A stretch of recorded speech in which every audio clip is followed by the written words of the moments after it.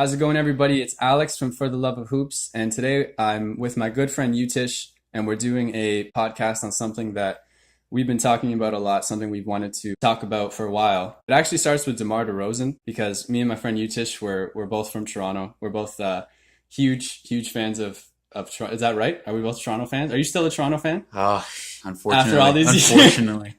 Years of bitter resentment finally paid off with this season. Just this season. Just this season makes up for just years of just being a fan of a mediocre franchise. Mediocre franchises. Pluralize that. That's right. Oh my goodness. Some people might say it's been paying off the last couple years. Yeah. For the diehard fans that have agree. been here the whole time, we're not coming out of the woodwork. We've seen everything. Making, almost finishing 8th when the year Chris Bosh left was considered a successful season. Given how it played out, I was like, "Oh my goodness, we're a 9th seed team. 40, look at us go! 40 and 42, or 41, and that was. Remember when Sam Mitchell won Coach of the Year? Yeah, remember when he was fired the next year? Fired the next year after going 8 and 9 in the of the year. Like, Colangelo. Who replaced him though? I can't remember it. Jay Triano. Just kidding. I do remember. I'm not a fan of Jay Triano at all. Oh, we've come through a lot. We've seen a lot of ups and downs with this team, but one thing that we really unite on is that we both really love the Raptors. We love the unique and weird place that Toronto's in compared to the rest of the NBA. And also being from Toronto. When we met in high school, we bonded over, I guess, our love for the Raptors. The first thing that Utish told me was that DeMar Derozan lived in his building. Lived in his apartment building. And we're not from downtown Toronto. We're not from Just for some context before we even go into this, it was grade 10 Miss Nanton's class. Yeah. Tell Miss Nanton. But it was grade 10 English class, and we're talking about basketball, and I was like, yeah, DeMar Derozan lives in my apartment. Yeah. Now, I was before I even introduced myself to Alex or whatever, I was like, oh, okay.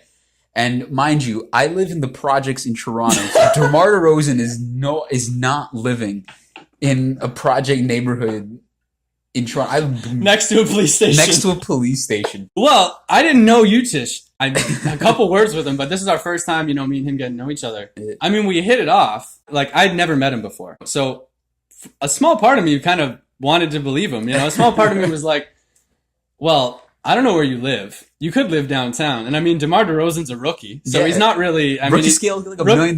Yeah, I mean, up here, he's not... Oh my goodness. Yeah, I actually started kind of counting it out in my head, like, man, maybe this is a possibility. Judging where our school is and where he lives and where I live, DeMar Derozan probably has never even been down the street where we're at. You know what I mean? He would have no business being around.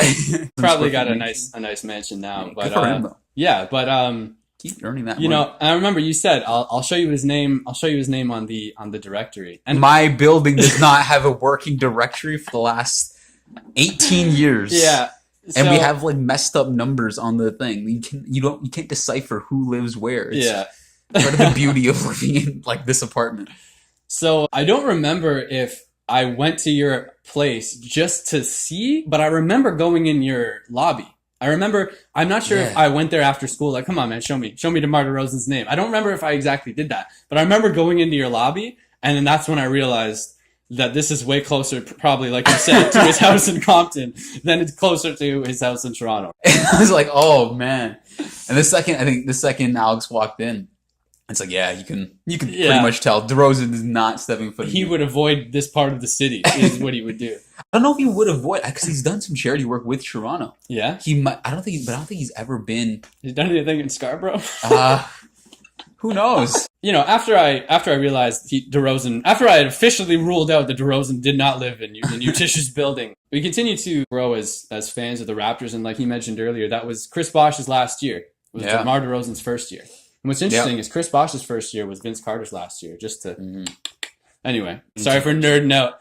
Anyway, so DeMar Derozan's first year, we really kind of wanted him to take up the mantle in Toronto. Yeah. And at first, it was expecting a lot of I think he was drafted 9th overall. Yeah. People wanted Brandon Jennings over DeMar Derozan. Wow. Imagine if we had Brandon Jennings. No disrespect to Brandon Jennings. I don't even think he's in the league right now. You are a hoop mixtape god. Goodness. I was like, oh my goodness, let's get Brandon Jennings. Yeah, I'm glad we got DeMar Derozan. All love to you, Brandon Jennings. Keep getting your money, though. Well, DeMar Derozan for Toronto, a lot of people looked at him as another Vince Carter. A very athletic, hyper-athletic shooting guard, ability to jump and all those things. But what was really unique about DeMar Derozan was that being from California, being from Compton, how loyal he really was to Toronto. Yeah, he said it was like a mini New York City when Yeah. he got drafted. So this Yeah. is probably the first prospect that was amped to join the Raptors. Yeah. The first, definitely by far the most vocal and the most expressive about, hey, I actually like it here. And he was confident about taking over that mantle eventually. Do you remember that famous tweet? The famous He's tweet. like,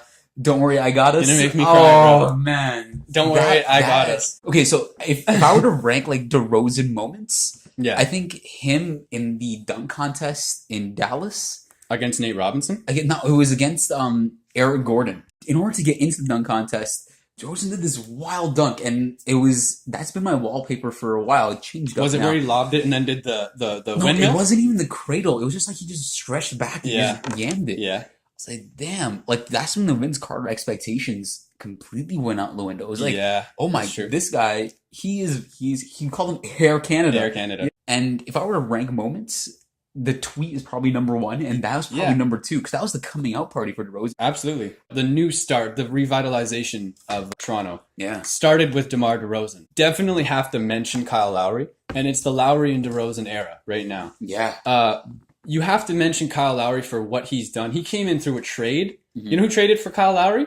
Brian friggin' Colangelo. Yeah. Traded for Kyle Lowry. And he traded, it was like he traded Gary Forbes. He traded 2 picks. No? Yeah, and Forbes. And you know who that is? Gary Forbes played for the Lakers for a minute. Yeah. When I say it started with DeMar Derozan, that's because we've had him longer, and we got him through the draft. Of course. Yeah. And if he didn't commit to us the way that he did, he's mentioned he wanted to be like Kobe Bryant in the same way of playing for the same team his whole entire life. Yeah. And again, twice. Yeah, the first extension and then getting his really, really good extension, which I fully, completely believe he deserved.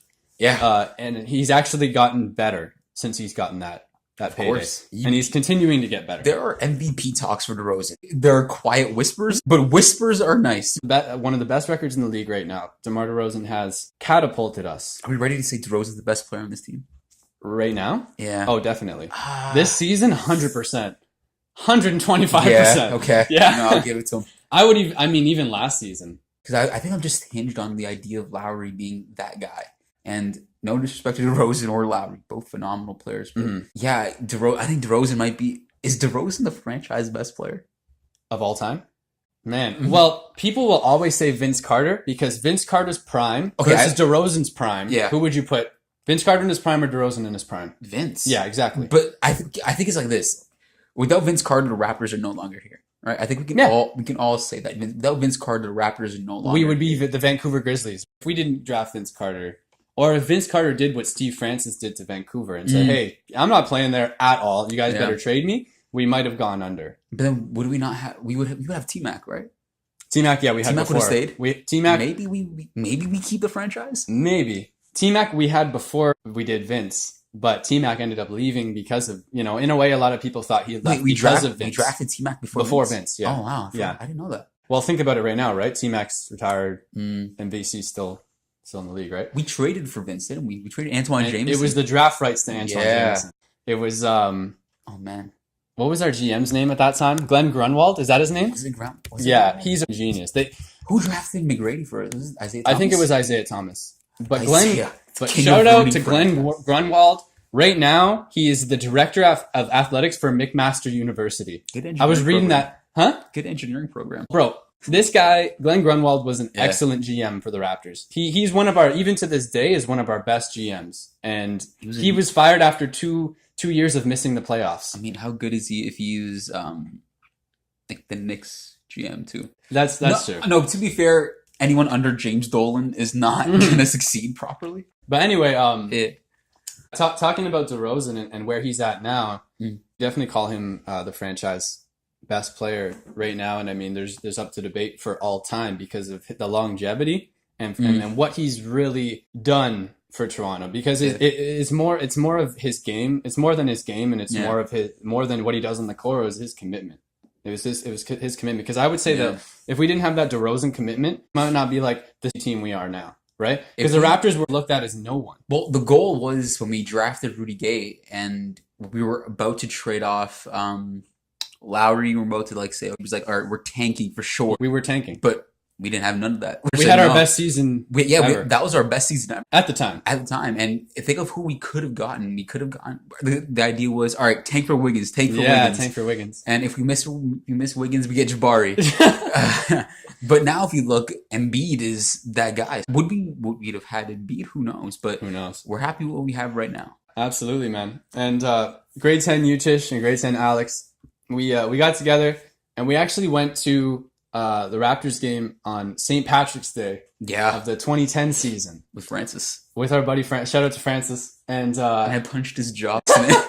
We won that game by 2. Was it by, I think we won it by 2 or we won it by 1 by a Chris Bosh buzzer beater. Yeah, it was Chris Bosh buzzer beater. That was the game where he scored 10,000 points. Chris Bosh. I was the first one to stand up for that. I'd like to make that clear because I knew that going forward in the game, Bosh was like 8 points away. The second he made the second I started the countdown, I was like, all right. The second he hit that bucket, as I stood up, I was like, yes. Yes. But the real story of that night was DeMar Derozan dropping 18 points. Now, 18 points might not seem a lot, but that was DeRozan's career high. That was his career high at the time. 18 we points. Were going nuts. I was freaking out. He was from the point he was drafted. He was one of my favorite players. Now, without a doubt, he's my absolute favorite player. But when we won, we beat the Atlanta Hawks, who were way better than us. Jamal Crawford almost got that. Jamal Crawford dropped 700 on us. Al Horford got every rebound ever. We had Hito Turkoglu. Let's just put that out there. His name is Turkoglu. and to top off that winning game, DeMar DeRozan had 18 points in his, and we were so happy. That was his career high at the time. Yeah. Just to show. DeMar DeRozan has come a long way, and what he's done, he's brought the Raptors a long way. So we're very grateful, to be able to look at the Raptors now, coming from being 14, 15, watching them play and him only scoring 18 points. So a reason why we start off with DeMar DeRozan is actually the main point of why we got together to talk about this, because it's something we really wanted to talk about and to make a podcast about. Yeah. And that was we just needed to establish that DeMar DeRozan was our favorite player before this. Yeah, context is needed before we go to the idea of integrating mental health and basketball. This all started from DeRozan's tweet that this depression gets the best of me. Now, a few weeks ago. A few weeks back. And that shattered a lot of things. If you ever had a friend going through battling with mental health, or you yourself has gone through like that battle with mental health, you know what it is like to be vulnerable and how personable it is to be vulnerable. Yeah, absolutely. And I think that for the people that suffer it, the people that go through it, when you use the word being vulnerable, that for them is necessary because that's how they get it off their chest, right? DeRozan made a tweet, one line, and this essentially is taking that first step of being vulnerable. What does this mean on a bigger scale? Well, the reason this is really important is because there's definitely a shift in the way things are talked about, in the way mental health is talked about in the last couple of years. But there's, I really feel like it's just been baby steps moving towards the real thing, moving towards the bigger thing. And each time someone does something to push things forward, we get a little bit closer to being open-minded. We get a little closer to being, being able to look at it on a playing field where everybody can have a better understanding. Yeah. Because one of the main things about mental health is that people don't understand it. Because it's hard to understand. It's entirely complex. We're all just getting to a stage where we can feel better. What DeMar DeRozan does by this is, he opens the door to get an idea of what this person looks like. Yeah.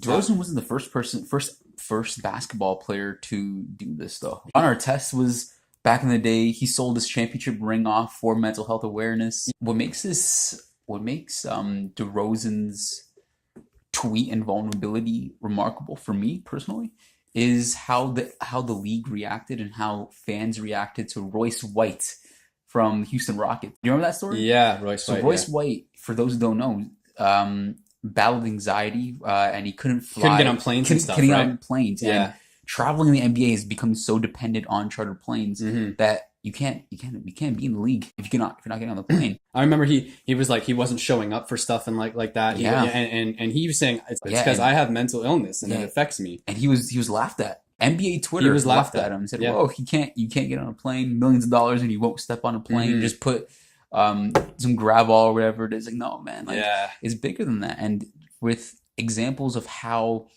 players have been treated poorly by fans and like the reception that they've gotten. Of course, there's like a lack of knowledge on these fans' parts, so not excusing them for behavior, but there is some learning to do there. DeRozan coming out with this is risky. We'll touch on this later about being risky because what Chris Bosh's comments. Offering that look inside is a big risk, but I think that DeRozan starting to talk about it is more than it just for him. Is that it's not really, this stuff is not really talked about a whole lot in professional sports. It's not talked about in professional sports. If you think about your job, if you work at a desk job, some employers, they give you compensations for going to the doctor, getting the physical blood work done, the annual checkups, whatever it might be. But I asked a bunch of my friends if they who work in professional fields, if they have to if there's like a psychological assessment they have to go through or any checkup on their mental health well-being required by their work, and there isn't. And speaking as a future teacher, there isn't any compensation or any methods to deal with teacher stress, teacher anxiety, teacher depression, all of these things. And that's why teacher burnout, there's a high turnout rate. Yeah. A lot of teachers don't go through that process. Yeah. But in professional fields, there's trainers, there are like dietitians, but correct me if I'm wrong, I'm not sure if there's any if there's a wellness department, like mental wellness department in the NBA. Is there a psychology department? Is there a team psychiatrist? Maybe a team psychiatrist, but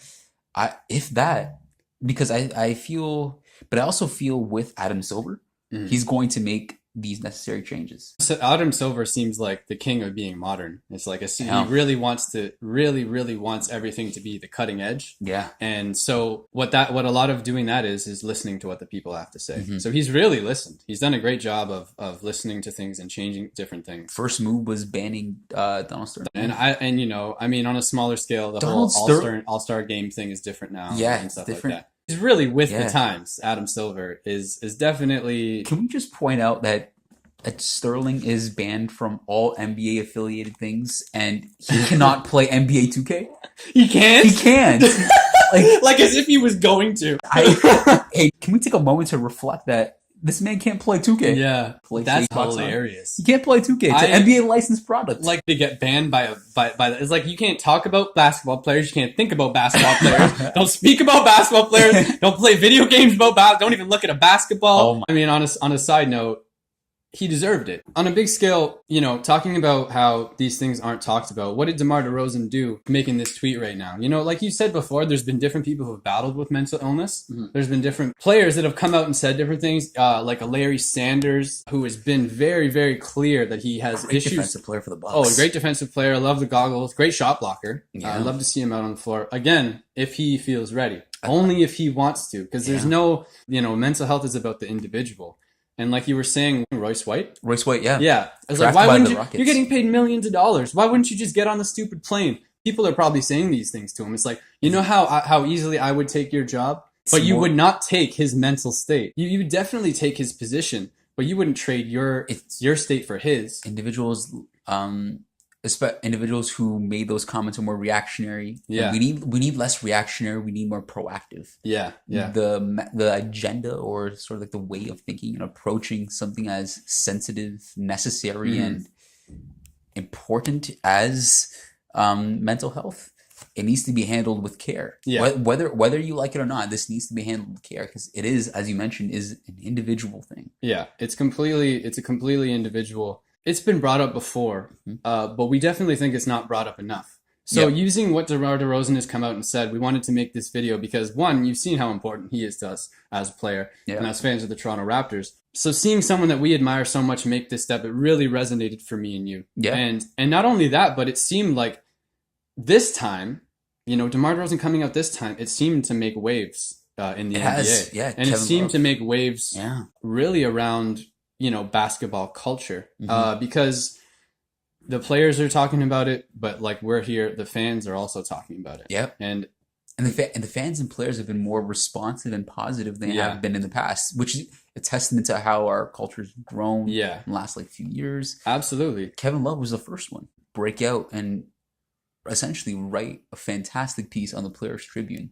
Yeah. Everyone is going through something. Everyone is going through something. Where he talks about he goes through a panic attack and he suffers from his mental health and anxiety during a game against the Thunder. And that was the game he got flamed afterward. People were questioning, oh man, why is Kevin Love should be traded, et cetera, et cetera. That's when the locker room stuff started. There was like apparently, beef between him and the players and him and Isaiah Thomas and stuff like that, right? Mind you, Derrick Rose can go on vacation for like 7 years, and God forbid Kevin Love, a 20-10 guy, has one awful night, gets destroyed. Yeah. Also, Derrick Rose just signed a contract. Good for Derrick Rose. Keep getting your money. Honestly, man. Any player we wish you money. Like Derrick Rose, we wish you the best. Don't wish anything bad for it. We don't wish anything bad. Dunk on Joel Anthony was so vicious. This is the risk that DeRozan took, and it being accepted positively. Yeah. We talk about the risk because anytime someone comes out and talks about a sensitive topic such as mental illness, of course, guy, girl,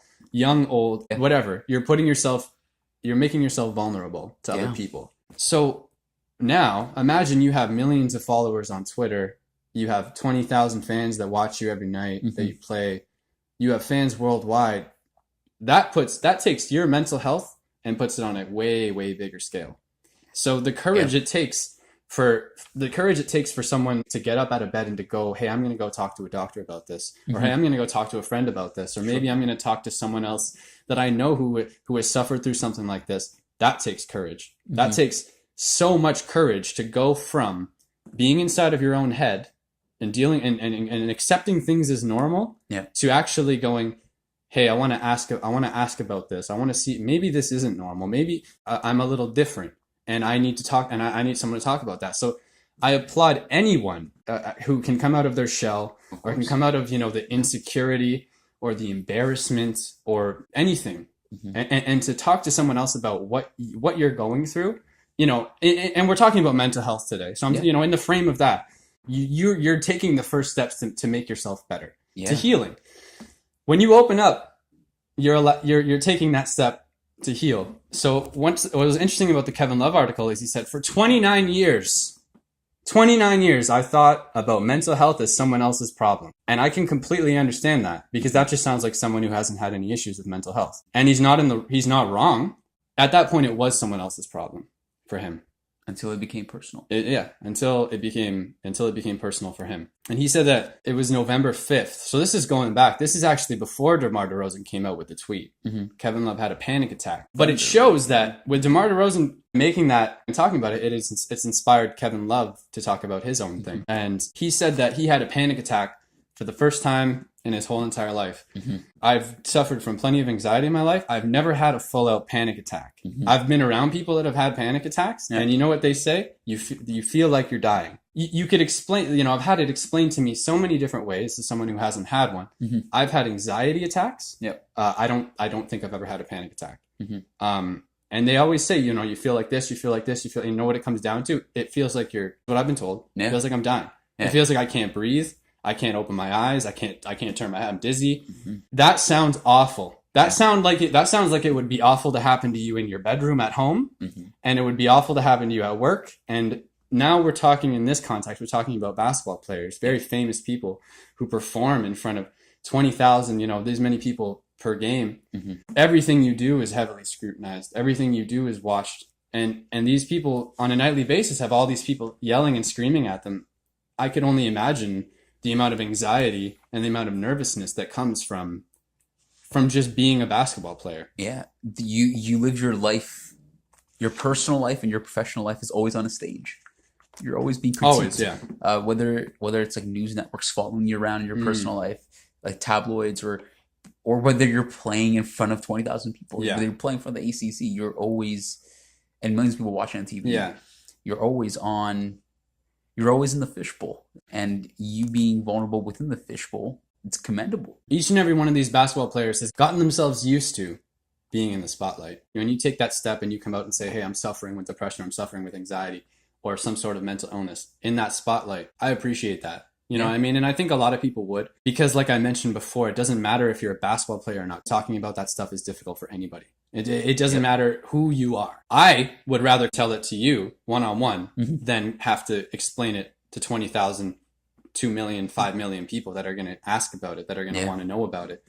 Who may not necessarily agree with you. Absolutely. This Yeah, there are people who will say there are people who will always say that you do not have your own lived experiences, which is still a concept. I'm trying to Yeah. understand why someone would say, "Oh no, you have not lived through that." No, there's no way you experience racism. There's no way you experience sexism. There's no way you experience Yeah. it. No, you cannot. You have no. You cannot decline someone's shared lived experience. Hmm. Who else has this inspired? Kelly Oubre Jr. talked about it. I don't know if he attributed DeRozan.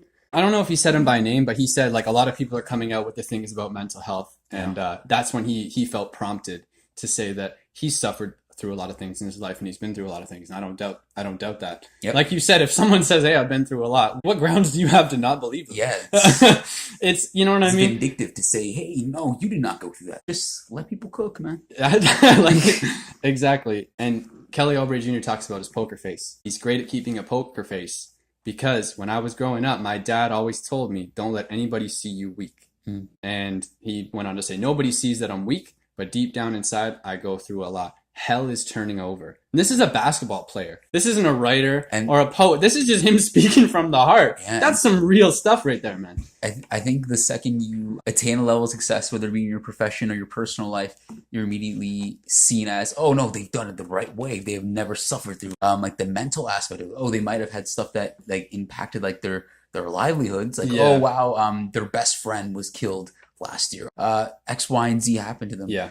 But then it's like, oh, they keep the poker face going on. Mm-hmm. I like that he mentioned his dad because it seems like there's a big difference in the generations when it comes to talking about stuff like this. Of course. Because if I think about my dad Yeah. and I think about my dad's generation, made it clear like this stuff would not be talked about when I was a kid. Yeah. This stuff I would never talk to my dad about this. There's a difference in you know my dad's generation, just speaking from my own experience, and I feel like our dads are from the same generation. And do you think that they felt they could come out and talk about these things even when they needed to, even when they had to? Well, having experience talking to the older generation or the previous generation about mental health, they do agree with me. This was not talked about as when they were youth, but they've also mentioned the point that they don't have the time to talk about it now, which is frightening. They don't have an outlet or a medium to say, "Hey, I'm going through this X, Y, and Z," and they can't do that because of obligations they have to fulfill. Now, if you go through like the socioeconomic status of people, et cetera, you will soon to realize like access to mental health and is a big part of that, which also sucks. I'm not sure if you're familiar with the Toronto Star released a case study a few years ago, and they predicted your life expectancy depending on where you live. And they saw in lower income neighborhoods, your life expectancy is going to be lower because you don't have the access to medical services. You don't have access to a family doctor, which makes sense. Exactly. So that's definitely the case in a lot of places. I'm curious to see what the mental health levels of the daily stress impacts of families from lower income families, like where I'm coming from, what that impact is, because there is a noticeable lack of access, which does suck. It's also life. But one of the things that these older people that have told me was, but we just have to do things. We just have to go about our lives. We just have to fulfill these obligations. We have to get money for rent. We have to pay for the kids. There's so many. People are depending on you, and they're not allowed to take a break. But a valuable lesson I think I learned in my personal life was it's okay to take a pause or take a break in your life. My mother told me this. It's okay to take a pause. It's okay to breathe for a bit and let the world go in front of you and keep going, and then pick yourself up and then keep going forward. Yeah, there's no shame in that. You're 100% right. So people that take the step to say things like this, they are taking that pause in a sense. Yeah. They're, like you were saying, that pause that you're allowed to take because you have the time to examine yourself and you have the time to learn about yourself. You have the time to learn about who you are. Instead of just continuing, just walking in this line, following the motions of what you're supposed to do. Like you said, you need to provide, you need to work. Taking the step to talk about it is in a way getting everybody to pause. If we tap into just how cultures perceive mental health and validate mental health from personal experience, I'm from an immigrant family. My family came from India. a lot of them don't see mental health as a priority. They'll say, "Oh yeah, make sure you're not stressed out, etc., etc." But to them, it's, "Oh, but why are you taking a day off? Oh, why are you? What do you mean? You're feeling emotive? Like what is going on? Like, oh, you're emotional now. Oh, okay."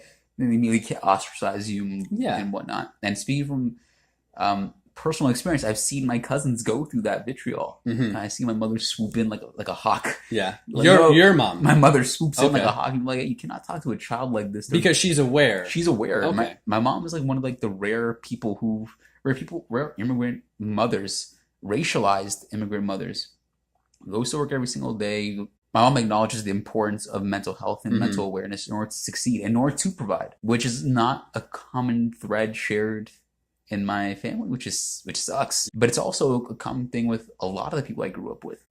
I'll go and say 99%, 99%. Like, it's unfortunate, but the tides are changing. So would you say that a lot of people feel like they can't talk about it? It's almost like the second you talk about something that's not your success, you are not seen as a valid member of like the family or of like your immediate surrounding, your immediate society, which is in my perspective, not a growing mindset way of approaching something as sensitive as mental health. There is, if you were to place out a goal, if you were to map out a goal for yourself, and you think getting from point A to point B, so your goal is to get to point B. Yeah. And you see point B as the only reward, it becomes problematic. Yeah. Because the journey from A to B, there's great benefits in that as well. Into the journey itself. There's its journey itself. There's incredible benefits along the way that can be learned. So if you don't attain B, hey, you just learned 14 different lessons getting to B. You know what your lesson is going to be when you try to go from 1 to 2 now. Like, you can take these skills, you can develop these soft transferable skills, giving you guys like resume application material now, but you can take these skills and develop them the other way. So defeating the idea that everything has to be a product or everything has to be a culmination of activities is, but the second we slowly backtrack from that mindset, we can recognize that the second Alex gets to 0.1 out of 5 points in his life, and I get to 0.75 out of 1 out of 5 in my life, we're both seen as successful because we both traveled. We made that first step, and Derozan's made that first step. What we've seen so far about making that first step is you're also becoming more vulnerable, and being vulnerable in sports is a completely different dynamic because you were taught by your coaches, by the system, that you cannot be soft. That's a big thing. You may be looked at as soft. In sports in general, you're taught to be tough. You're supposed to win. Yeah. You're supposed to win, and teamwork and chemistry, collaboration are definitely filtered in throughout. But what's most important to a majority of coaches and a lot of systems is that, okay, you have to win, you have to win, you have to win. And one tactic of winning is getting under your opponent's skin. Chris Bosh said something pretty interesting. Beloved Chris Bosh, who destroyed our franchise. Well, it has to play in with the mental battle. Have you seen a trend in history of guys aren't supposed to talk about their feelings? Of course. Guys aren't supposed to be emotional? Of course. Has it been like that? It's been like that for a pretty long time. It's been like that for a majority of our lives, for sure. Easily. And definitely dating back to our parents' generations. Well into our adolescence, and we're now young adults. It's still been a thing. Still a thing in young adulthood. You have to, the idea is, okay, because you are a man and being sensitive, be sensitive, show emotion, like a lot of things, which it is a cultural thing. And I think it varies in terms of degree of severity if you travel around like Asian countries, especially, Caribbean culture as well. Speaking from a lot of my friends, I grew up around a lot of Caribbean friends who told me, hey, like, this is not a thing. And I agreed with them. So my South American friends. So this is not just a Canadian, North American thing. This demands a global perspective. I'm sure DeMar Derozan, in the same way that Kelly Oubre Jr. was taught, is, hey, don't be sensitive. Don't show you know what I mean? Yep. Like Kelly Oubre Jr. said, don't show your emotion. Don't show your suffering. It's a tool for someone else to exploit you. Exactly. And Chris Bosh points that out when he says he would definitely exploit Kevin Love, who wrote a touching piece about his grandmother passing away as well.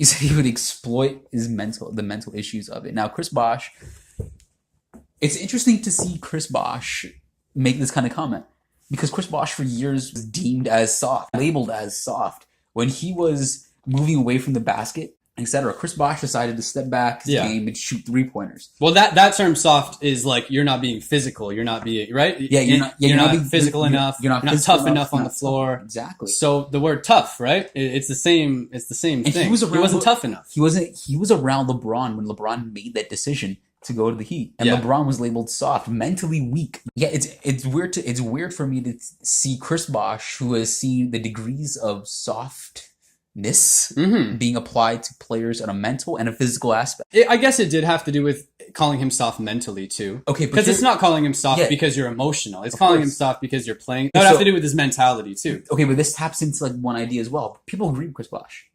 Yeah. So I can definitely see why people agree with Chris Bosh. Basketball is not.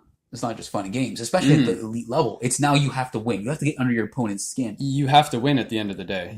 Where's the line in basketball? Where's the line in competitive sports? Mm-hmm. Where do you think the line in competitive sports is? Well, what I think needs to be addressed with the line is that a lot of these players, if not most of them, were taught be tough. They've been taught how to compete. They've been taught how to be competitors, and that's exactly what Chris Bosh is saying.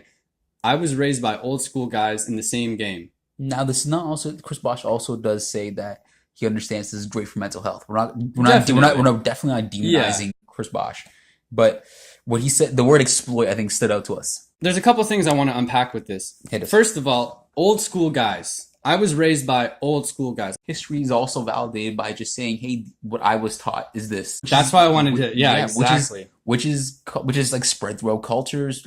And your point about how if you're seeing the previous generation, who you're supposed to model your life after, says basically omits mental health. As being leave that important. Leave that out. You back. Oh wow, I just suffered from anxiety. How are you going to react when you yourself go through an anxiety attack, or you start to recognize mental health is not just depression. Mental health is not just anxiety. Mental health is not those things. Mental health is your reality, your being. So one person might be suffering from depression, and one person might be suffering from anxiety, but they're completely going through different things. Two people might be suffering from depression, but that in itself, there are many layers to how all that tension has been inculcated. First of all, I think that what we're talking about here is the generational divide. It's a generational divide, and when we're talking about old school guys, the second I hear old school guys connected to basketball, the immediate connotation I get Charles Oakley, Kevin Garnett. Kevin Garnett is like the poster child of just not caring and pushing the line. But would you think KG would stop with the mental health stuff? I don't. You don't think so? I don't think so. That's just my opinion on KG. I think he would. You think he would? I think Kevin Garnett knows the line, and this is coming from the guy who wished, did he wish Tim Duncan Happy Mother's Day a day after his mom died? Allegedly, he did. Allegedly, and he called Charlie Villanueva, who suffers from alopecia, a cancer patient. Which are, don't get me wrong, those are terrible things to do to another human being. And wrong, and they're both wrong. They're wrong. Yeah, they're both completely wrong. But I think he would draw the line with mental health stuff. Well, that's the thing, man. That's a really good point. And if you think that KG might be the example of the wildest mentality a basketball player could have ever. Relentless. And that's the thing is, man, you may be right about KG drawing the line, but there are definitely players that would not. And there are definitely players. There are players that might not have done that. That would not draw the line. They would, like Chris Bosh said, exploit it. And there are definitely players in the league right now who are we don't know that they're great trash talkers because of how trash talking has been exposed. I think we're overestimating the population that would stay away from saying this. Yeah. I definitely think there's a population in the league that might play with the boundaries now. They might say, oh yeah, Kevin Love, what you're going through, DeMar Derozan, what you're going through, Oubre Jr., what you're going through is great and all. But I'm trying to, like what Chris Bosh says, the information is currency, and you're trying to win the game. So I can see a lot of players using that as ammo. Players that we don't even know about are great trash talkers. That's the thing, man. Jose Calderon, apparently the nicest guy in the NBA. Might be the best trash talker ever. Maybe. He owns a pig farm. You know that, right? Yeah, an organic pig farm. Or Yeah, what else an organic the pigs farm? are organic. I don't know what that means, but they eat You just don't whatever feed them pigs eat. pesticide- They're organic. stuff. They're eating organic vegetables. Mhm. We haven't seen this done in professional sports. We haven't really seen a movement like this. So It only the movements like this, the activist movements that the NBA has been leading, especially NBA. There's been activist movements throughout, but did Derrick Rose start the "I Can't Breathe" shirts for Eric Gardner? yeah, I think it was starting from that, and when Adam Silver said, "Yeah, we want players to be like outspoken, activists. activists," Yeah. he promoted that, which was beautiful to see. Police brutality is wrong. These are things that are happening. Like, Yeah, we could see what is wrong, and we want to talk about we it. want to talk about it, and you're seeing. I think LeBron is the perfect example. He's definitely a good leader in that aspect of He's- talking about stuff and being relevant. great role model. Mhm. Proud supporter of gender equality. Proud supporter of racialized youth. Proud supporter of lower income families. Like, Right. these are many things that are being cherished and championed now. We're seeing a shift. So I want to ask, like, people like, players like DeMar Derozan and Kevin Love and Kelly Oubre Jr., they would like to see the shift. They would like to see a shift in mental health, in the way that it's talked about. I think that they would like to see a shift when people come out and they start to talk about very important things that aren't talked about enough, is because they're making a point. Hey, we need to change a little bit. We need to make some changes, and we need to get to a level where we can be able to talk about things openly. But that's what DeMar Derozan and Kevin Love and Kelly Oubre Jr. are moving towards. I don't see any player being outright and saying, "Hey, no, we're not doing this," because to echo what Love said, everyone is going through something. So I don't think there will be any opposition to this. I would love for it to be that way. It's a shift in being open-minded, and a shift in being able to conversate about things At greater levels. We're growing to continue talking at greater levels. But I think what's good is that, okay, we're approaching that stage of where we can all feel comfortable addressing this kind of thing. All of us. Yeah. Everybody should be able to talk about these things. What would be ideal is that if everybody could feel like they are allowed to talk about these things. I think where the NBA goes from here, I think the sooner we help athletes, the sooner we help fans gain a greater understanding of who they're cheering for. And there's what I like about games now is that you can't like yell anything to like a player. If someone were to say, if someone were to make a comment about Kevin Love, Oubre, or DeRozan, or any player's mental health, they should be ejected. That should be equivalent to what they do to like a racial epithet. I completely agree with if they were to talk about mental illness in that sense. The second you make one of those outrageous comments, you're depreciating the value of what we like about the game. Like, we love it because it brings everyone together, right? I think we're seeing that with the deputy commissioner with Cho. That's like the greatest example, probably. And also the diverse fan base. Heck, the entire NBA is almost racialized. Absolutely, man. There's a lot of layers going to this. I like what you said about the fans being able to understand the players they're watching, because when players talk about real issues like this, it allows people to relate to them. It allows people to connect to them. I can see why people with issues with mental health would want them to be talked about more and also feel welcome to talk about them. So back to what you were saying is like, do you think there'll be a shift? Is like, I think we're moving in that direction, and in a couple years, it'll be way more open than us just talking about a handful of players talking about it. I think it will become more of a bigger thing in the NBA. Anybody who has an issue should feel like they could talk about it and not be judged. And I'd love to see us to continue to move in that direction where players like this are accepted for being open about that. We're able to let go of old stigmas and just be open. We do recognize that in order to create a world to serve us, we have to recognize that our priorities and our values matter, and our beings matter. Things that we like to support, they are important. They're not just passing fads. Absolutely. And hopefully mental health and basketball is not a passing fad. It's never going to be perfect. There's always going to be people who have their own ways on it. Never be perfect. There'll be people who accept you and thank you for taking the step to be brave and to talk about issues, and there'll be people that will tell you shouldn't have said anything. You should have kept your mouth shut. I like to think of those people as people on their way to people on their way to seeing where you're coming from. There's still going to be people out there And that's, that are not ready to talk about these things and that are not open to talking about these things and stuff like that. but I also think that's like an opportunity where new learning can happen. Like, oh, you don't understand mental health? Here's like a development session Yeah. for you, developed by caseworkers who work day to day with these things. The amount of information that they have, like the stories and their abilities and their techniques to like shape and shift how we perceive and how we treat each other into a more holistic, more positive, and affirmative way is welcoming. Absolutely. So listen to them. Listen to the experts. Yeah, we'd like to see it continue to move in the direction that it's moving in. More people being comfortable, more people talking about it. Keep moving the direction you're going in, because from what we're seeing right now, although it might be slow, although it might be what might be perceived as static, and you have resistance and stuff like that too. It's still progressive, still going. So keep going. I think we're moving in the right direction. And yeah, I definitely think we're moving in the right direction. Adam Silver, if you want to hire me to make the PowerPoints or the Google Slides for like these development sessions, let me know. Oh yeah. My phone number is 967-1111. 416-967-1111. There's a lot to talk about. There's a lot to peel back the layers and watch. But there's also a lot of new learning that we all can do. Players who are exposing themselves and being vulnerable, from players who are doubting and thinking, hey, is this right? Why? Like, conflicting with their own personal battles. Fans who watch the game. We're all in this. We're all in this together. To quote the greatest movie of all time. Don't even say it, dude. I like that, man. There's lots of learning to be done. There's lots of room to grow and learn about this, and it's definitely moving in a good direction.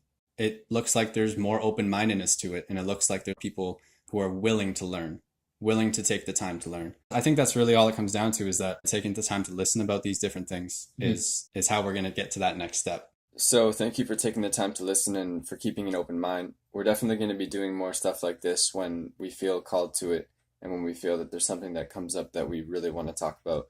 So this will be part of a series that we're going to continue in the future. And until then, thank you so much for listening.